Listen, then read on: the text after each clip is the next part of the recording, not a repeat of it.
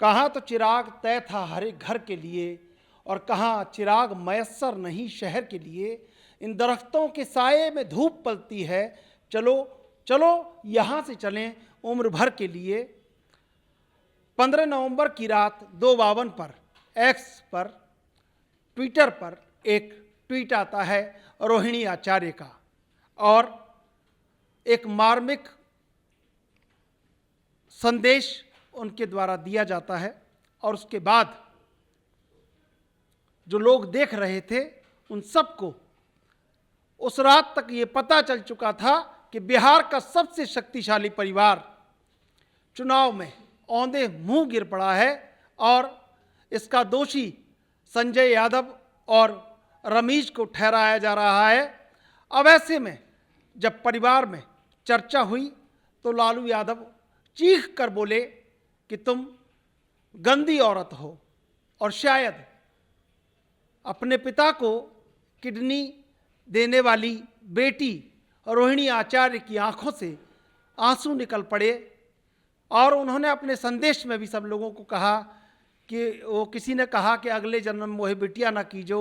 उन्होंने तमाम तरह के संदेश लिखे कि जिसमें ऐसा लग रहा था कि बड़ी मार्मिक अपील है जो राजनीति को बुरी तरह झकझोर गई। बिहार का सबसे शक्तिशाली परिवार टूट के कगार पर सबसे आगे खड़ा था।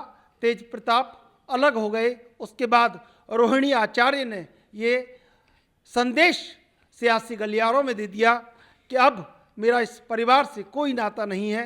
बात ये भी है कि 3 बेटियां और इस बात की घोषणा कर सकती हैं कि लालू यादव के परिवार से उनका कोई नाता नहीं है। तो आखिर क्या विरासत राजद की खत्म हो चुकी है?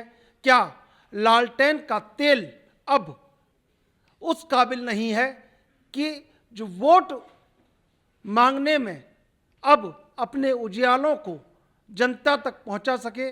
और 5 साल के लंबे संघर्ष के बाद क्या लगता है कि 5 साल तक राजद में आखिर कौन संघर्ष करेगा?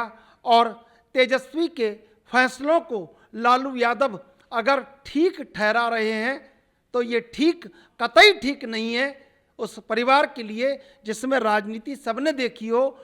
कतई ठीक नहीं है उस तेज प्रताप यादव के दृष्टिकोण से जो विरक्ति के भाव से राजनीति के कंटकाकीर्ण पथ पर चल पड़े हैं और वायु श्रेणी की सुरक्षा भी उन्हें चुनाव के दौरान मिली।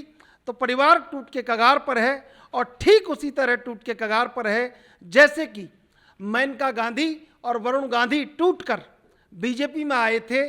टूट के कगार पर ठीक उसी तरह है कि अपर्णा यादव मुलायम सिंह यादव की बहू टूटकर बीजेपी में आई थी और ठीक उसी तरह टूट के कगार पर है कि तेज प्रताप यादव आने वाले दिनों में कहीं ना कहीं सनातन का झंडा जिस तरह बुलंद कर रहे हैं उस तरह बीजेपी की किसी अगवानी में या बीजेपी के किसी मंच पर नजर आए तो इसमें कोई अतिशयोक्ति नहीं होगी। लेकिन हाँ, इतना जरूर है कि दंभ, अहंकार और जंगल राज शायद बिहार से पूरी तरह समाप्त हो चुका है और उसके समाप्ति की घोषणा रोहिणी आचार्य के इस ट्वीट से हुई है जब उन्होंने कहा है कि मैं परिवार से नाता तोड़ रही हूं। तो निश्चित रूप से इस मार्मिक संदेश ने कहीं ना कहीं राजनीति को हताहत किया है। अब ऐसे में देखना होगा कि आखिर पार्टी टूटे, पार्टी जुड़े, लेकिन उससे पहले परिवार को कैसे टूटने से बचाना होगा और ये रणनीति कौन तय करेगा? ये आने वाला भविष्य कहीं ना कहीं 2-3 दिन या महीनों में आपको पता चलेगा। लेकिन अभी जो हुआ है वो बहुत काबिल गौर है और इस पर सबकी नज़र है और शायद बिहार से एक बड़ा राजनीतिक परिवार समाप्ति की ओर अग्रसर है। कैमरा पर्सन प्रियल अग्रवाल के साथ मैं चंद्रशेखर, लोकमत, राजस्थान।